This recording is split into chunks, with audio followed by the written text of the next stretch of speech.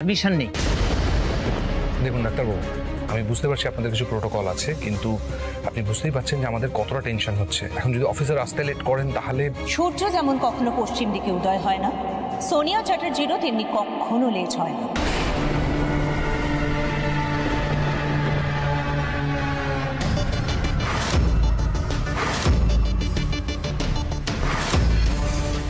আমি আমার ডিউটিটা খুব ভালো করে জানি।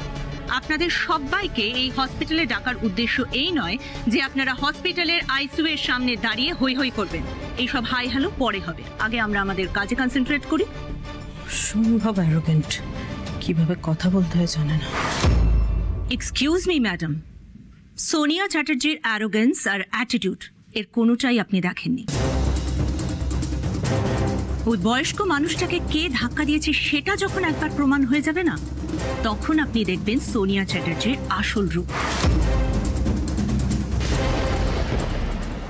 ঈশ্বরের কাছে প্রার্থনা করুন আপনাকে যেন সোনিয়া চ্যাটার্জির আসল রূপটা দেখতে না হয়। Officer, you are crossing your limits. এটা একটা হসপিটাল, আর আপনি হসপিটালের আইসিইউ এর সামনে দাঁড়িয়ে আছেন। গলার স্বর নামিয়ে কথা বলুন। দেখুন ম্যাডাম, আমরা সবাই জানি আপনি আপনার ডিউটি করছেন। আসলে আমরা বড় মাকে নিয়ে না সবাই খুব চিন্তিত, খুব ভয়ে ভয়ে আছি, তাই হয়তো এত ব্যস্ত হয়ে পড়ছি, এত উতলা হয়ে পড়ছি আমরা।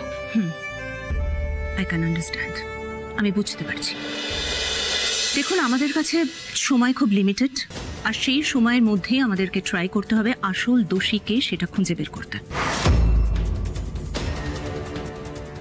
ডক্টর, আমরা কি এখন ভেতরে যেতে পারি? হ্যাঁ যেতে পারেন, কিন্তু আমি আবারও বলছি অফিসার, ওনার শরীর কিন্তু ভালো নয়।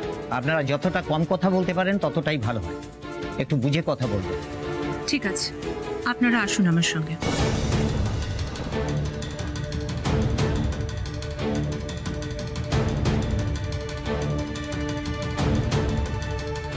বড় মার সেন্স যতদিন না ফিরছে তোকে কিন্তু খুব সাবধানে থাকতে হবে।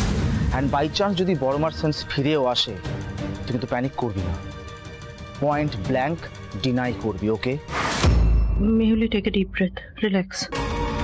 মিথ্যেটাকে সত্যি আর সত্যিটাকে মিথ্যে বানিয়ে দেওয়াই তোমার বাঁ হাতের খেলা।